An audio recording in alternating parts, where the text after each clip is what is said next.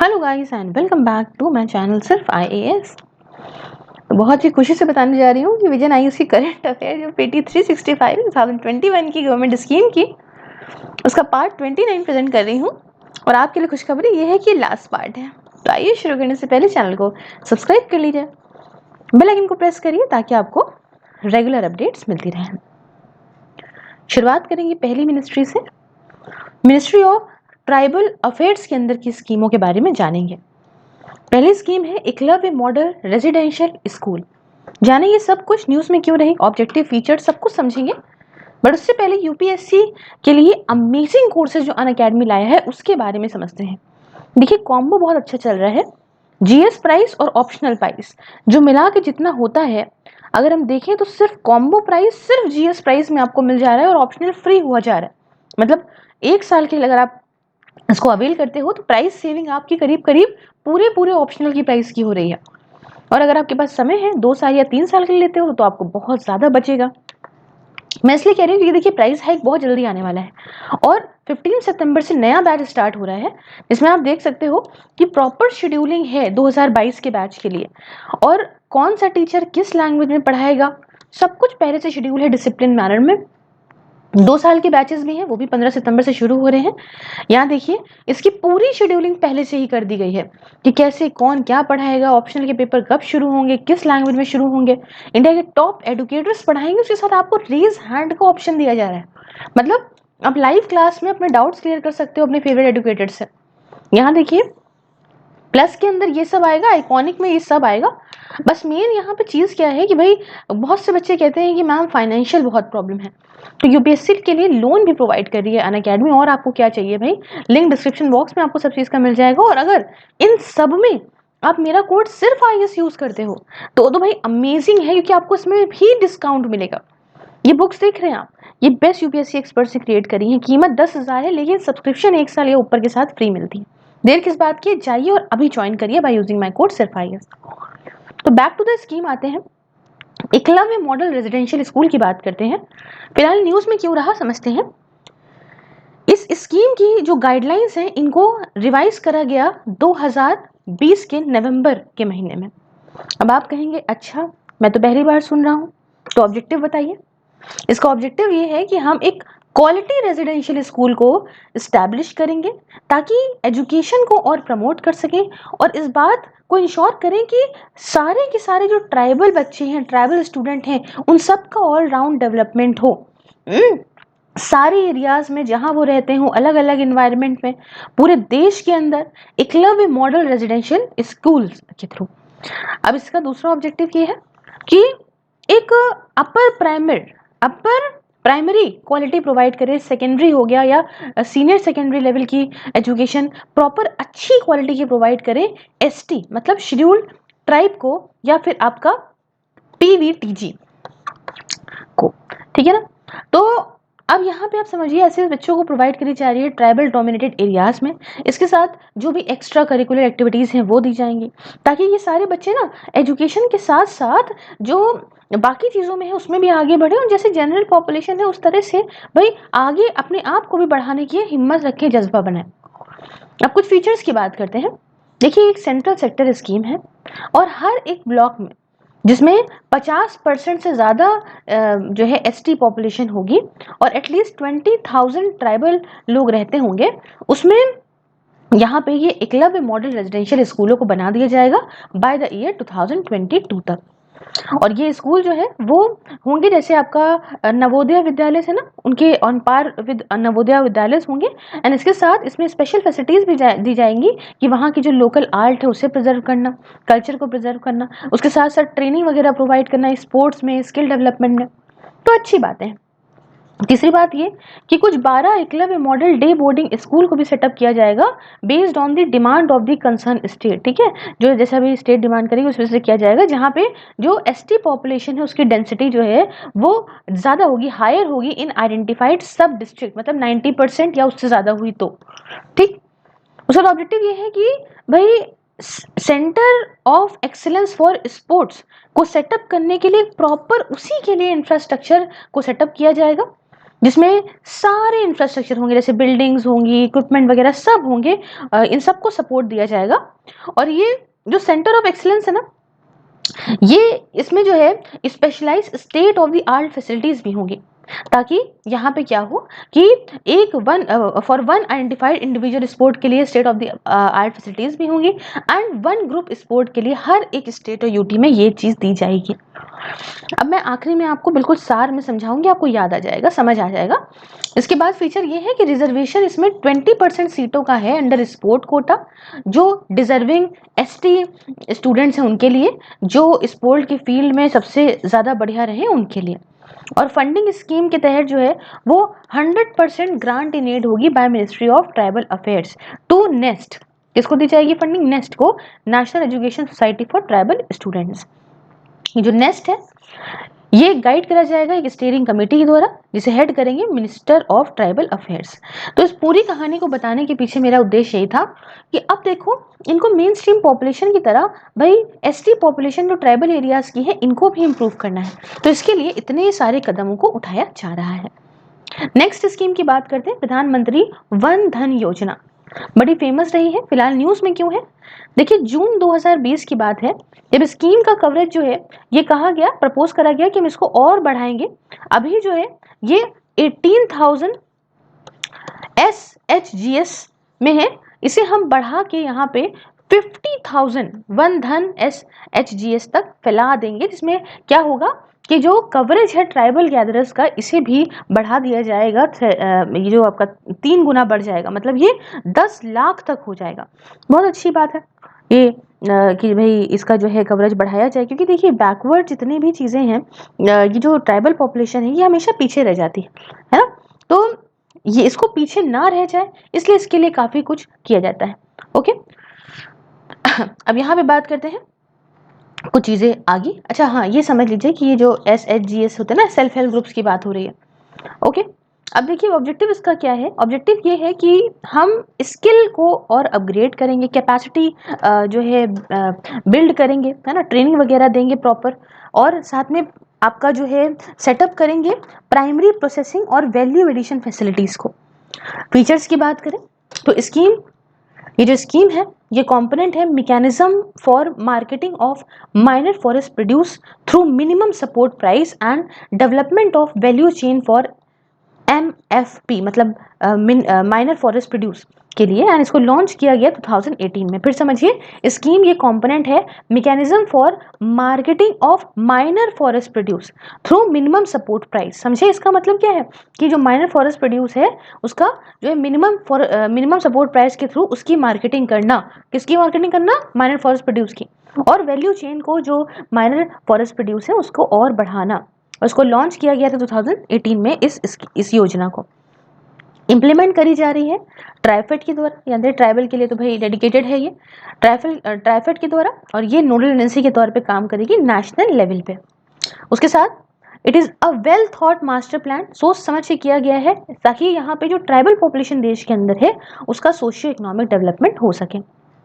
Main कुछ provisions की इसकी बात करना चाहूँगी।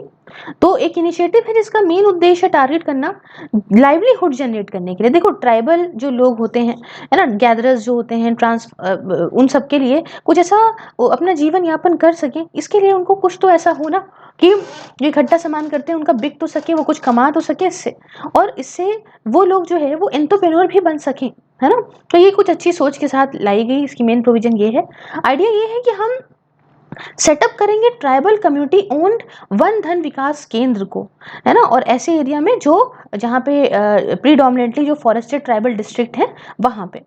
और केंद्र के अंदर क्या होगा, जो केंद्र सेटअप करेंगे, केंद्र के अंदर कुछ 15 सेल्फ हेल्प ग्रुप्स होंगे, हर एक के अंदर कुछ 20 NTFP गैदरर्स होंगे, जो ट्राइबल गैदरर्स हैं वो होंगे, या आर्टिशंस होंगे। इसका मतलब समझ लो कि कितने हो गए, 15 केंद्र होंगे, और सबके अंदर मान लो 20 समथिंग हुए, तो कितने टोटल हो रहे हैं यहाँ पे गिनिए, करीब 300। तो 300 बेनिफिशियरीज जो है वन धन केंद्र के दिख जाएंगे। उसके साथ 100% सेंट्रल गवर्नमेंट के द्वारा फंड करा जाएगा विद ट्राइफेड, जिसमें ट्राइफेड जो है वो प्रोवाइड करेगा 15 लाख रुपए को हर एक 300 मेंबर वन धन केंद्र के लिए। समझे? तो अच्छा खासा 15 लाख रुपए आएगा पैसा। ट्राइबल गैदरर का कंट्रीब्यूशन रहेगा 1000 रुपीज पर मेंबर, ताकि भाई ओनरशिप वगैरह ले सके। और पंचायत हो गए, डिस्ट्रिक्ट एडमिनिस्ट्रेशन हो गए, ये यहाँ पे ऑपरेशनल प्रीमाइसेस देंगे भाई, जहाँ से काम करेंगे ना सेल्फ हेल्प ग्रुप्स, वो ये सब प्रोवाइड करेंगे। और ट्रेनिंग जो है वैल्यू एडिशन में इक्विपमेंट का यूज, एंटरप्राइज मैनेजमेंट प्रॉपर होगा।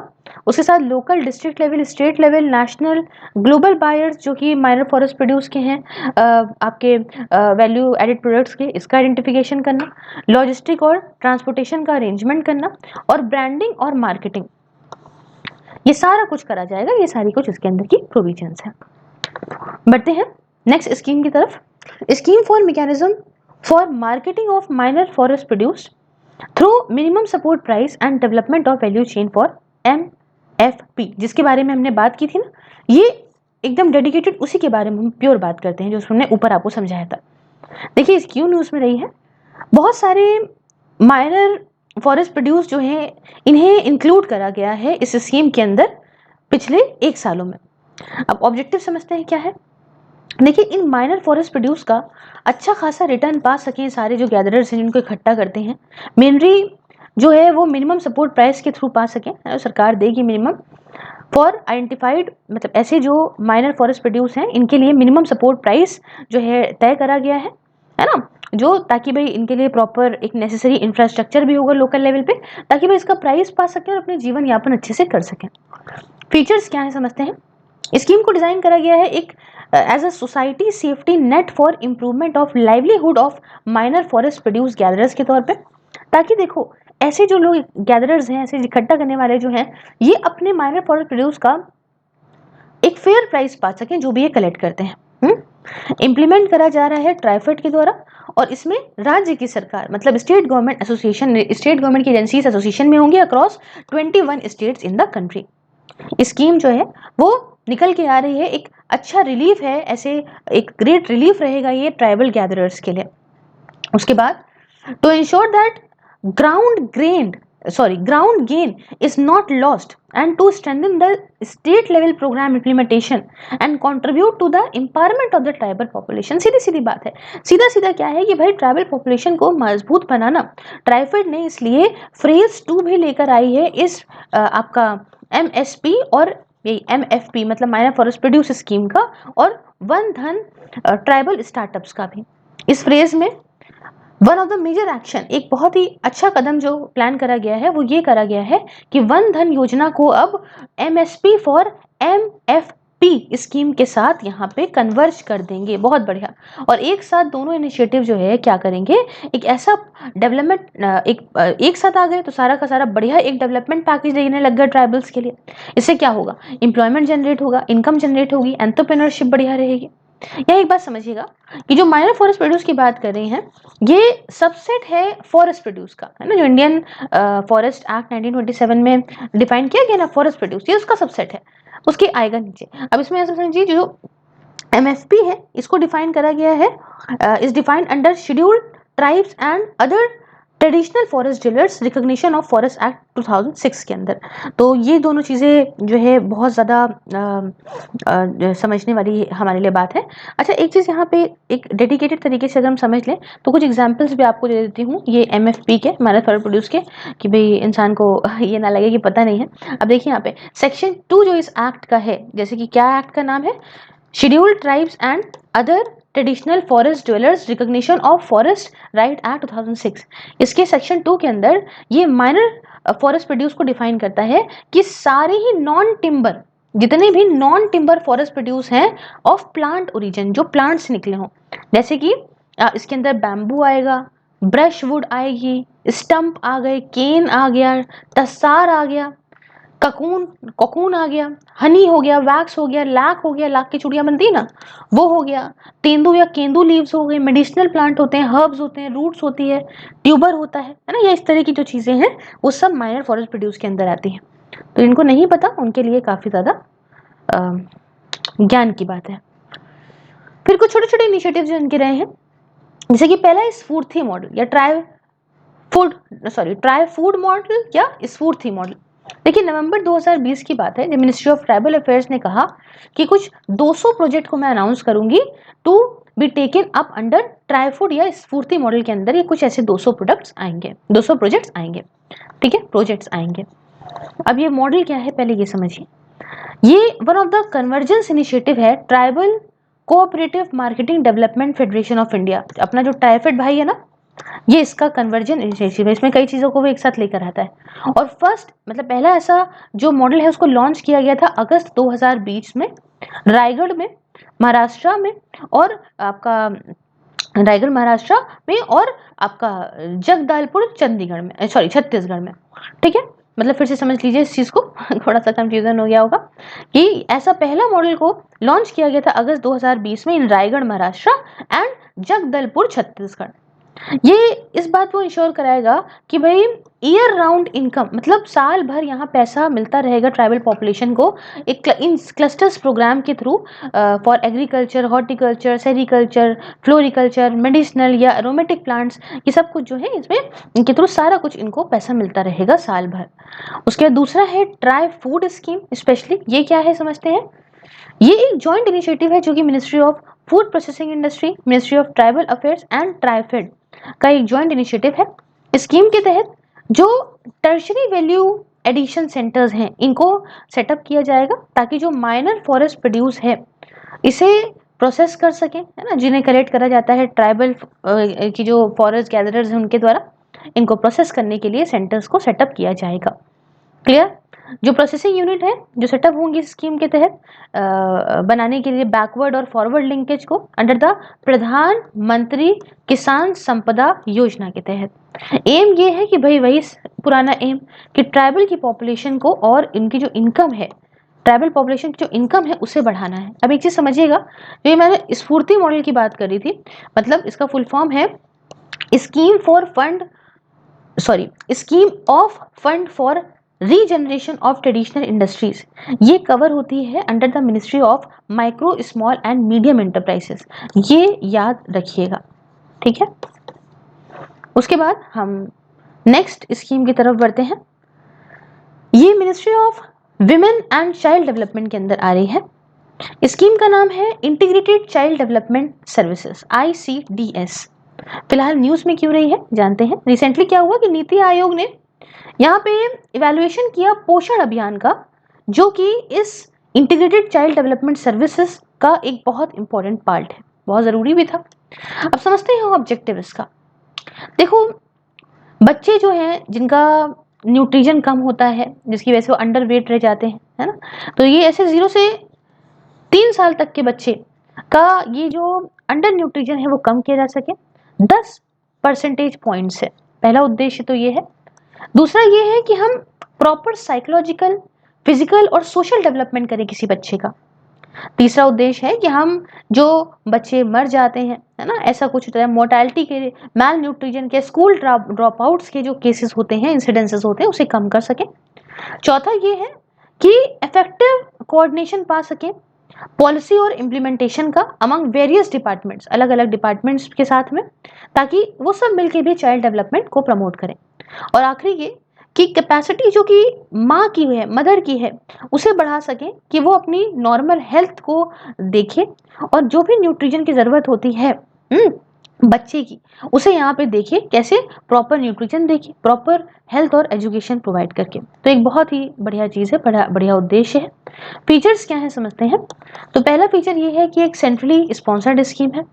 2 अक्टूबर 1975 को लॉन्च हुआ ये ICDS स्कीम। ये वर्ल्ड की लार्जेस्ट और यूनिक प्रोग्रामों में से है जो कि अर्ली चाइल्डहुड केयर करता है, उसका डेवलपमेंट करता है। मैंने बताया जैसे कि एक सेंट्रली स्पॉन्सर्ड स्कीम है और इसमें आंगनवाड़ी के वर्कर और हेल्पर सेम गांव के, सेम विलेज के इंगेज होते हैं। ये एक यूनिवर्सल और सेल्फ सेलेक्टिंग स्कीम है। इसका मतलब कि कोई भी आंगनवाड़ी में जा सकता, आंगनवाड़ी सेंटर में जा सकता है और अपने आप को इन सारी सर्विसेज के लिए एनरोल कर सकता है। अब सब स्कीम्स इस अम्ब्रेला ICDS के अंदर जो आती हैं वो कौन कौन सी हैं। पहली है आंगनवाड़ी सर्विसेज। ये किस लिए है, ये होलिस्टिक डेवलपमेंट जो बच्चों का जिनकी उम्र 6 साल से कम है और उनका करेगी, उसके साथ प्रेग्नेंट औरतें या फिर लैक्टेटिंग वुमेन जो है उनका होलिस्टिक डेवलपमेंट करने के लिए है ये आंगनवाड़ी सर्विसेज। दूसरा जो सब स्कीम्स के अंदर आती है वो आती है चाइल्ड प्रोटेक्शन सर्विसेज। इसका एम ये होता है कि सेफ और सिक्योर एनवायरनमेंट देना बच्चों को जो इन कन्फ्लिक्ट है with law and children in need of care, जो बच्चों को केयर की ज़रूरत है, प्रोटेक्शन की ज़रूरत है, और उनकी जो रिस्क है, वल्नरेबिलिटीज है, उसे और कम करना। तीसरी स्कीम जो है वो है नेशनल क्रच सर्विसेज। क्रच में जो जानते हैं बच्चों को रखा जाता है ना, कि सेफ जगह बच्चों के लिए जहां औरतें काम करने आराम से जाएं और अपने बच्चों को वहां पे छोड़ जाएं, ताकि भाई वो भी प्रॉपर काम कर सकें, बच्चों में दिमाग इतना ना रहे। चौथी सब स्कीम है प्रधानमंत्री मातृ वंदना योजना, बहुत फेमस रही थी।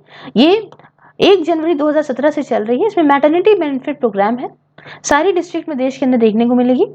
इस योजना के तहत एक कैश इंसेंटिव 5,000 रुपए का डायरेक्टली बैंक में जाता है या पोस्ट ऑफिस अकाउंट में जाता है प्रेग्नेंट औरत के या लैक्टेटिंग मदर्स के for the first living child of the family, है ना, जो पहला बच्चा जो जीवित रहता है। और कुछ कंडीशंस वगैरह हैं माँ की और चाइल्ड की हेल्थ की, उसके बेसिस पे पैसा दिया जाता है। उसके बाद आती है इसके अंदर स्कीम फॉर अडोल्सेंट गर्ल्स। तो मेन उद्देश्य स्कीम का ये है कि एजुकेट करना, एम्पावर करना अडोल्सेंट गर्ल्स को, है ना, ताकि ये अपने आप में आत्मनिर्भर बन सके, सेल्फ रिलायंट बन सके और अवेयर सिटीजन बन सके। मतलब जो टारगेट ग्रुप है स्कीम का, इसमें ये है कि स्कूल जो है ये एडोल्सेंट गर्ल को कवर करता है जिनकी उम्र 11 साल से 14 साल के बीच में है। अब इसी के अंदर न्यूट्रिशन कंपोनेंट बताऊं तो टेक होम राशन या हॉट कुक्ड मील जो फाइनेंशियल नॉर्म है, ये वो है कि भैया 9 रुपए 50 पैसे, 9.5 रुपए पर beneficiary per day for 300 days in year दिया जाएगा। ये जो है इंक्लूसिव होगा, इसमें सारी की सारी माइक्रो न्यूट्रिएंट फोर्टिफिकेशन की कॉस्ट वगैरह सब होगी। और दूसरा है यहाँ पे नॉन न्यूट्रिशन कंपोनेंट, उसमें क्या है कि आईएफए सप्लीमेंटेशन, हेल्थ चेकअप और रेफरल सर्विसेज, न्यूट्रिशन और health education, counselling guidance on family welfare, ARSS child care practices, life skill education और एक्सेसिंग पब्लिक सर्विसेज वगैरह भी देंगे। तो ये स्कीम फॉर एडोल्सेंट गर्ल के अंदर है। और लास्ट में जो है इसके अंदर जो सब स्कीम है वो है पोषण अभियान। ये सुना होगा, इसे जो मैल न्यूट्रिशन होता है उसे कम करने के लिए देश के अंदर बाय 2022 इन अ फ्रेज्ड मैनर, फ्रेज वाइज इसे कम किया जाएगा, हमने डिस्कस भी किया था। और अब हम डेडिकेटेड पोषण अभियान को डिस्कस करेंगे, बट उसके पहले थोड़ा सा देख लेते हैं सर्विसेज और टारगेट ग्रुप। सप्लीमेंट्री न्यूट्रिशन जो बच्चे जिनकी 6 साल से उम्र कम है, प्रेग्नेंट और लैक्टेटिंग मदर्स के लिए। इम्यूनाइजेशन जिन बच्चों की उम्र 6 साल से कम है, प्रेग्नेंट और लैक्टेटिंग मदर्स के लिए। साथ में health checkups children below 6 years, pregnant and lactating mothers के लिए। रेफरल सर्विसेज वही same P&LM। Pre school education ये चिल्ड्रन बिलो 3 to 6 इयर्स के लिए है, लैक्टेटिंग मदर्स के लिए तो होगा नहीं। और न्यूट्रिशन एंड हेल्थ एजुकेशन ये औरतें जो कि 15 साल से 45 साल के बीच में, 15 to 45 ईयर्स के बीच में है। अब ये पोषण अभियान नेशनल न्यूट्रिशन मिशन डेडिकेटेड है। समझते हैं क्या है, ऑब्जेक्टिव जानते हैं पहले तो। देखिए ऑब्जेक्टिव में चार्ट सामने है आपके, ये कि भाई प्रिवेंट एंड रिड्यूस करना स्टंटिंग को बच्चों के अंदर जो कि इनकी उम्र 0 से 6 साल के बीच में। मतलब कुछ बच्चे ऐसे होते हैं कि अपनी एज के हिसाब से उनकी हाइट नहीं होती, ठीक है। टारगेट ये है कि हम 6% से कम कर देंगे at the rate 2% per annum, मतलब 2% पर एक साल कम करेंगे और 6% से भी कम लाएंगे। दूसरा क्या है उद्देश्य कि prevent and reduce under weight in children, कि मतलब जितनी उम्र है उस हिसाब से वेट नहीं है, तो 0 से 6 साल के जो बच्चे हैं उनके लिए है टारगेट है, इसको भी 6% से कम करेंगे और 2% पर एनम का टारगेट है। तीसरा है कि प्रिवेलेंस जो एनीमिया का है, खून की कमी होती है बच्चों के अंदर 6 से लेके 6 to 59 मंथ्स तक के बच्चों के लिए, वो हम कम करेंगे। टारगेट ये है कि हम इसको 9% से कम करेंगे 3% पर एनम के हिसाब से। फिर है कि हम ये जो एनीमिया औरतों के बीच में होता है, ये एडोल्सेंट गर्ल्स के बीच में होता है जिनकी उम्र 15 साल से लेके 49 मतलब 49 ईयर्स तक होती है, उसमें कम करेंगे। इसमें भी है कि हम 9% से इसे कम करेंगे 3% पर एनम। और लास्ट में लो बर्थ वेट, है ना, ये भी कम करना है इस 6% से 2% पर एनम। तो ये तो हमने बात करी आपको ऑब्जेक्टिव की। अब बात करते हैं फीचर्स की। तो अभियान का उद्देश्य ये है कि हम मैल न्यूट्रिशन को देश के अंदर 2022 तक कम कर देंगे, फ्रेज्ड मैनर में करेंगे पूरे ही लाइफ साइकिल अप्रोच को लेके, और एक अच्छी चीज को अडॉप्ट करके सक्सेस एनर्जी सब एक साथ लेके रिजल्ट क्या होगा कि हमें पाना है तो पाना है। 50% कॉस्ट की ये वर्ल्ड बैंक जो है बेयर करेगा और बाकी जो मल्टीलेटरल डेवलपमेंट और है वो बेयर करेंगे, और बाकी जो 50% है इसे सेंटर और स्टेट के बीच में डिवाइड कर दिया जाएगा। अब मेन पिलर्स जो इसमें है वो है, एक जो मैंने इसके पहले बताई ICDS, CAS, ICDS तो हमने इसके पहले डिस्कस किया है, और CAS मतलब कॉमन एप्लीकेशन सॉफ्टवेयर एक मेन पिलर है। दूसरा कन्वर्जेंस, तीसरा बिहेवियरल चेंज IEC एडवोकेसी, चौथा ट्रेनिंग एंड कैपेसिटी बिल्डिंग, पांचवा इनोवेशंस, छठा इंसेंटिव, और आखिरी में ग्रीवियंस रिडर्सल। अक्टूबर 2020 में नीति आयोग ने थर्ड प्रोग्रेस रिपोर्ट जो है वो यहाँ पे रिलीज करी। इसमें आपका अक्टूबर 2019 से लेके अप्रैल 2020 तक का पीरियड कवर हो रहा था, कितनी प्रोग्रेस हुई, जिसमें ये था कि भाई पोषण प्लस स्ट्रैटेजी भी थी, मतलब ये मंथली आप कह सकते हो, मंथली आर्टिकल अगर आप 7.3 मैल न्यूट्रिशन इन इंडिया देखोगे नवंबर 2020 का, ठीक है, तो प्रॉपर आप इसमें पूरी डिटेल दी हुई है। तो ये कुछ उद्देश्य। नेक्स्ट बात और नेक्स्ट स्कीम जो बहुत फेमस है, बेटी बचाओ बेटी पढ़ाओ। ऑब्जेक्टिव क्या है, न्यूज में क्यों रही समझते हैं। वजह न्यूज में रहने की ये कि रिसेंटली सरकार ने पब्लिश करी है कि आखिरकार हमने पिछले 6 सालों में कितनी अचीवमेंट पाई इस स्कीम के तहत। अब ऑब्जेक्टिव क्या था इसका कि भाई यहाँ पे जो जेंडर बायस होते हैं, लड़की है लड़का है, ये खत्म करना है, और जो सर्वाइवल है, प्रोटेक्शन है गर्ल चाइल्ड का, उसे इंश्योर कराना है कि बच्चे को मार ना दे लड़की को। एजुकेशन और पार्टिसिपेशन भी गर्ल चाइल्ड का यहाँ पे इंश्योर कराना है कि उसके साथ इस मामले में भी भेदभाव नहीं होना चाहिए। तो ये तो बहुत ही फेमस ही रही थी। फीचर्स काफी सारे हैं, समझिएगा।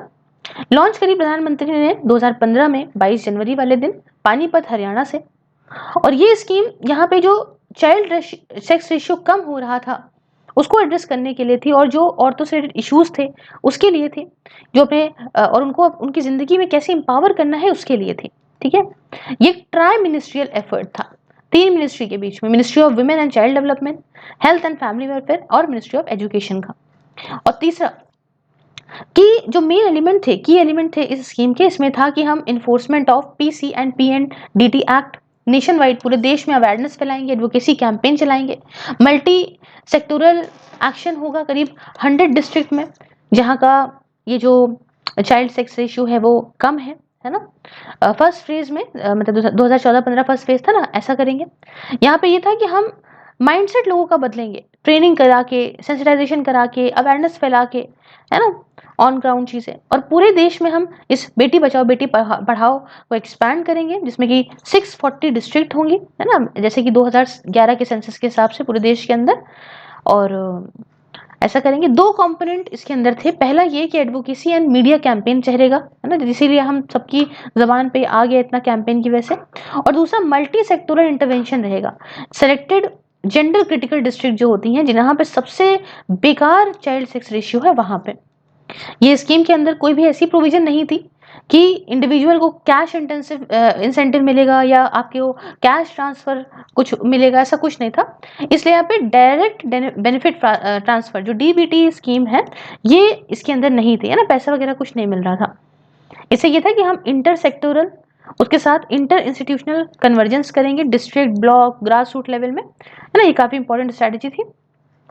मेन टारगेट ग्रुप ये थे कि प्राइमरी की बात करें तो यंग और न्यूली मैरिड कपल्स हो गए, प्रेग्नेंट और लैक्टेटिंग मदर्स हो गई, पेरेंट्स हो गए।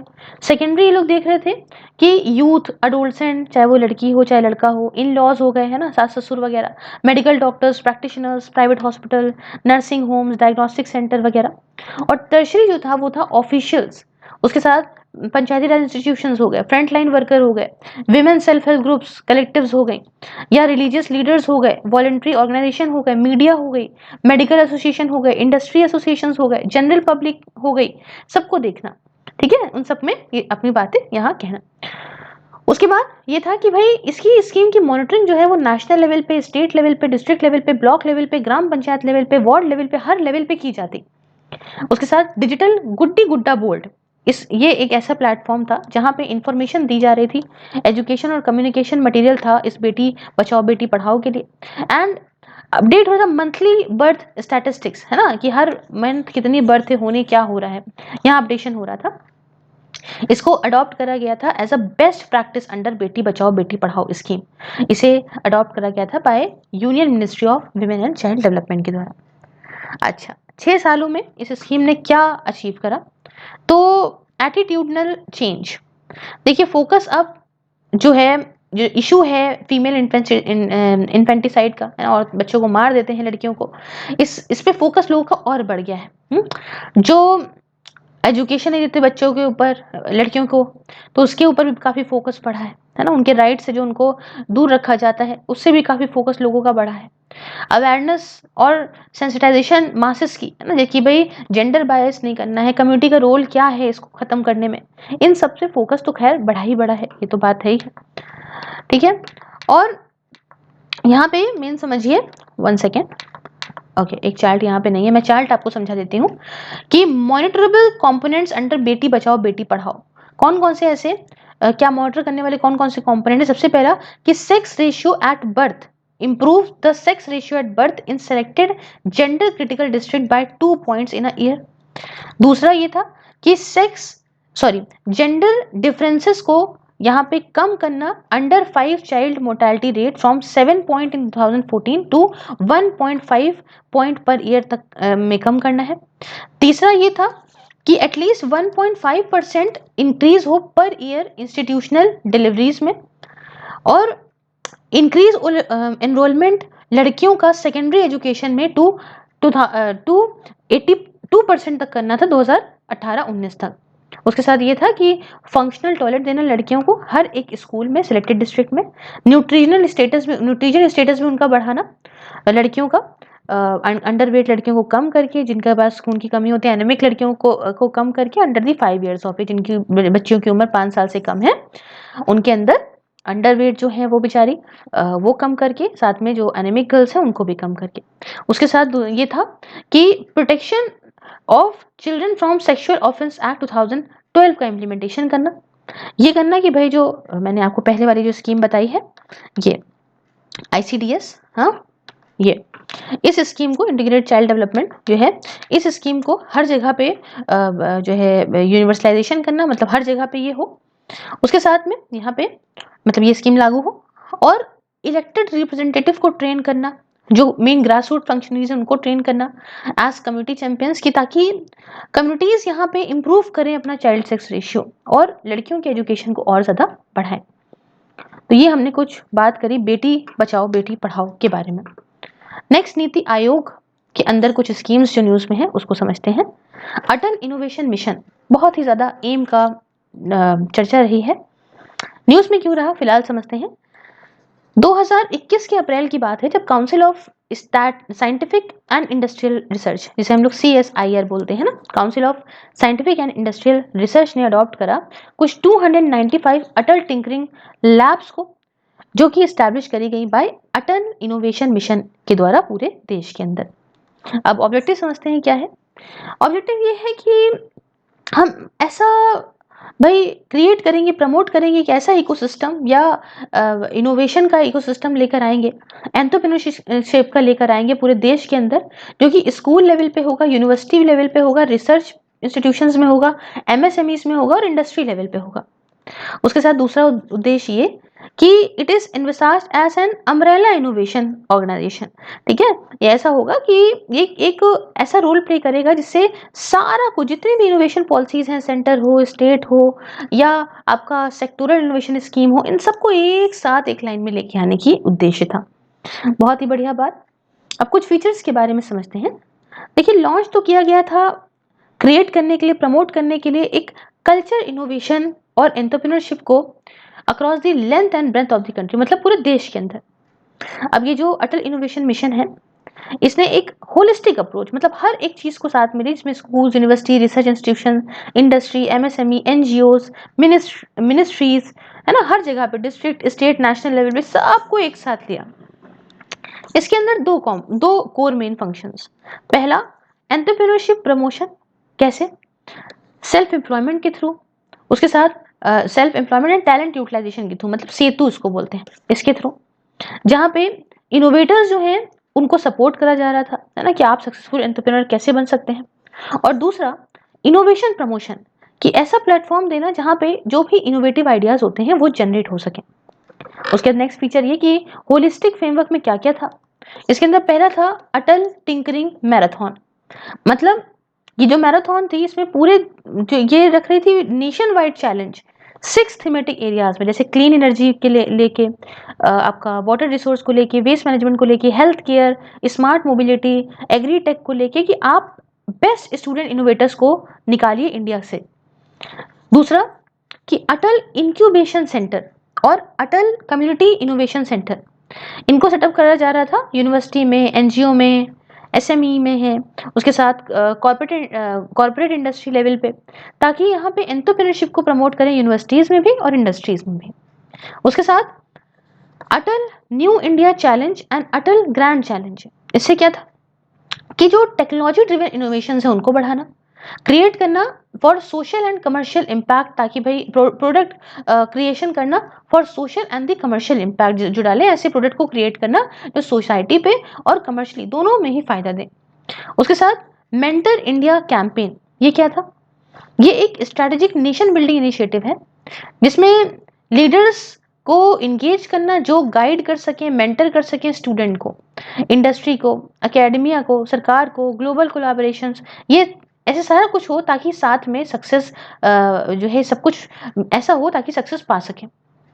नीति आयोग ने इसमें जो है वो नासकॉम के साथ मिला था ताकि आर्टिफिशियल इंटेलिजेंस मॉड्यूल्स को इंडियन स्कूल्स के अंदर रोल आउट कर सके, चला सके, ताकि जो ये अटल इनोवेशन मिशन है ना, और जो अटल इनोवेशन मिशन का जो अटल टिंकरिंग लैब है ना, ये पूरी तरह से पूरी पोटेंशियल से वर्क कर सके।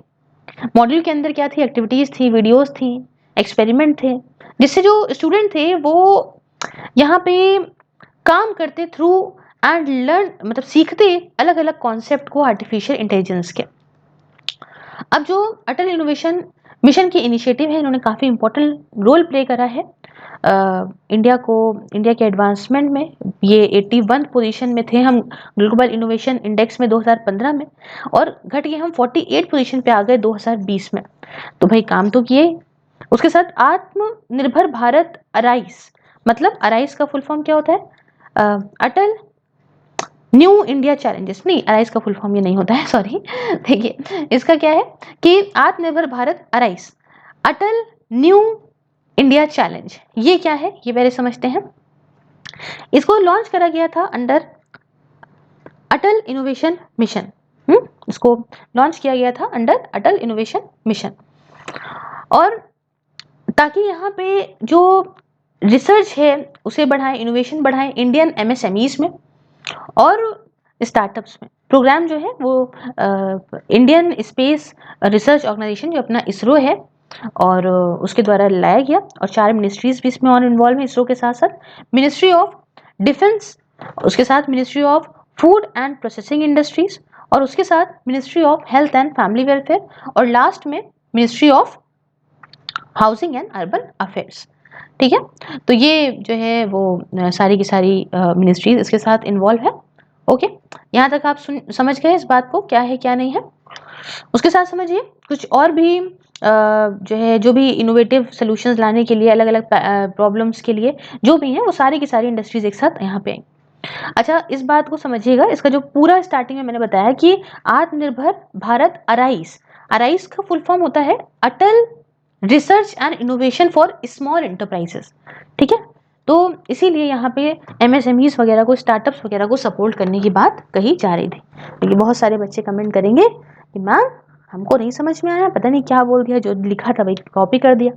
और मैं इसके लिए बार बार बता रही हूँ कि अगर कोई प्रॉब्लम आती है, कोई भी इसमें से स्कीम नहीं समझ में आती है, आप मुझे सिर्फ IAS सेल्स पे क्या करेंगे, पिन करेंगे और कहेंगे मैम मुझे ये पर्टिकुलर नहीं समझ में आई, I will explain you personally. ठीक है, थोड़ा सा जल्दी था इसलिए इसको जल्दी करना पड़ गया। लास्ट में बात करेंगे प्राइम मिनिस्टर्स ऑफिस की। ठीक है, स्कीम्स इन न्यूज, देखते हैं क्यों न्यूज में रहा। देखिए 3rd वेडनेसडे को हर एक मंथ के ये सेलिब्रेट करा जाता है एज दी प्रगति डे। क्या? Pragati day. The 3rd Wednesday of every month is celebrated as Pragati day. अब प्रगति का फुल फॉर्म क्या है? प्रगति का फुल फॉर्म है proactive governance and timely implementation. देख सकते हैं आप। ऑब्जेक्टिव क्या है कि आम आदमी के दुखों को दूर करना, उसके साथ इंपॉर्टेंट प्रोग्राम्स से क्या फायदा हो रहा है उसको रिव्यू और उसको मॉनिटर भी करना, और प्रोजेक्ट जो कि सरकार के हैं एज वेल एज जो प्रोजेक्ट स्टेट गवर्नमेंट के हैं उनको भी ध्यान में रखना, मॉनिटर करना, रिव्यू करना। फीचर्स क्या है? एक मल्टीपर्पज मल्टी मॉडल प्लेटफॉर्म है जो सारी लेटेस्ट टेक्नोलॉजी को एक साथ लाता है, जैसे कि digital data management, video conferencing और जियो स्पेशल टेक्नोलॉजी। दूसरा कि थ्री टीयर सिस्टम, जिसके अंदर prime minister office, union government, secretaries और chief secretaries of the states हैं, ये सारे के सारा इनके अंदर हैं, इसके अंदर सारे कुछ हैं, 3 टीयर सिस्टम है ये। और इसमें ये है कि कोऑपरेटिव फेडरलिज्म हो, है ना, स्टेट सेंटर सब मिलके काम करें। और इससे क्या होगा कि भाई या and as it brings on one stage the secretaries of the government of India and chief secretaries of the state. इसीलिए तो यहाँ पे कोऑपरेटिव फेडरलिज्म की बात हो रही है ना, कि सेंटर और स्टेट दोनों मिलके काम करें। देखो इसके अंदर एक तरफ देखें तो secretaries of government of India भी हैं और चीफ सेक्रेटरीज ऑफ स्टेट भी हैं, तो सब लोग मिलके जुल के काम करेंगे। और लास्ट में इससे यहाँ पे मजबूत बनेगा, री इंजीनियर होगा डेटा बेसिस, जो कि CPGRAMS के लिए है। देखो आम आदमी के लिए दुख दर्द पहले दूर हुआ, ठीक है, उसके साथ project monitoring groups, ministry of statistics और प्रोग्राम इम्प्लीमेंटेशन, ये जो है ये और ज़्यादा इनका डेटा मजबूत होगा और ज़्यादा इनका जो है आगे हम इससे डेटा से बहुत कुछ कर सकते हैं। तो ये कुछ इसकी कहानी है और यहीं पे हम ओवर रखते हैं। ख़त्म हो गया ये हमारा गवर्नमेंट स्कीम का पार्ट। अब एक चीज़ मैं आपको कहना चाहूँगी कि अगर आपको अनलॉक करना है अनअकैडमी तो अभी जाइए, अभी करिए, सिर्फ IAS कोड को मेरे यूज़ करिएगा। और मेरे लेक्चर्स मैंने अभी फिलहाल लेक्सिकन वहाँ पढ़ा दी 2021 का एडिशन, आप मुझे वहाँ फॉलो करके और लेक्सिकन मुझसे वहाँ पे पढ़ सकते हैं। दूसरी चीज़ ये कि आप सिर्फ IAS का यूज़ करके वहाँ पे ले सकते हैं कोर्सेज को। तो thank you so much for discussion, have a wonderful day, take care.